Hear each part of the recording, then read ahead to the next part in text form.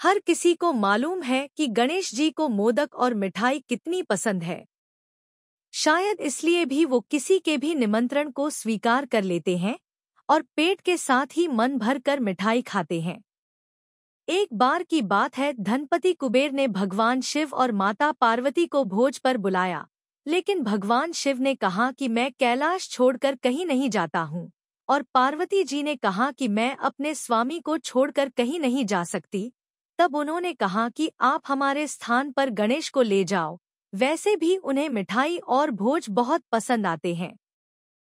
तब कुबेर गणेश जी को अपने साथ भोज पर ले गए। वहां उन्होंने मन भर कर मिठाई और मोदक खाए। वापस आते समय कुबेर ने उन्हें मिठाई का थाल देकर विदा किया।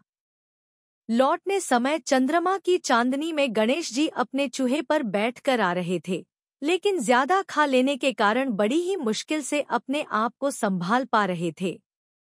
उसी समय अचानक चूहे का पैर किसी पत्थर से लगकर डगमगाने लगा। इससे गणेशी जी चूहे के ऊपर से गिर गए और पेट ज्यादा भरा होने के कारण अपने आप को संभाल नहीं सके और मिठाइयां भी यहाँ वहां गिर गईं। यह सब चंद्रदेव ऊपर से देख रहे थे। उन्होंने जैसे ही गणेश जी को गिरता देखा तो अपनी हंसी रोक नहीं पाए और उनका मजाक उड़ाते हुए बोले कि जब खुद को संभाल नहीं सकते तो इतना खाते क्यों हो। चंद्रमा की बात सुनकर गणेश जी को गुस्सा आ गया। उन्होंने सोचा कि घमंड में चूर होकर चंद्रमा मुझे उठाने के लिए किसी प्रकार की सहायता नहीं कर रहा है और ऊपर से मेरा मजाक उड़ा रहा है। इसलिए गणेश जी ने चंद्रमा को श्राप दिया कि जो भी गणेश चतुर्थी के दिन तुमको देखेगा वह लोगाए के सामने चोर कहलाएगा। श्राप की बात सुनकर चंद्रमा घबरा गए और सोचने लगे कि फिर तो मुझे कोई भी नहीं देखेगा। उन्होंने शीघ्र ही गणेश जी से माफी मांगी।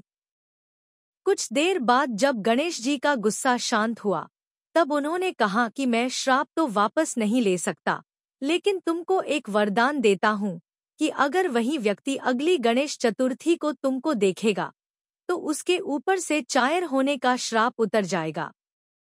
तब जाकर चंद्रमा की जान में जान आई।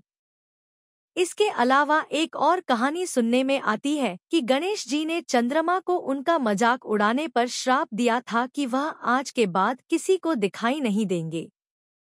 चंद्रमा के माफी मांगने पर उन्होंने कहा कि मैं श्राप वापस तो नहीं ले सकता, लेकिन एक वरदान देता हूँ कि तुम माह में एक दिन किसी को भी दिखाई नहीं दोगे और माह में एक दिन पूर्ण रूप से आसमान पर दिखाई दोगे।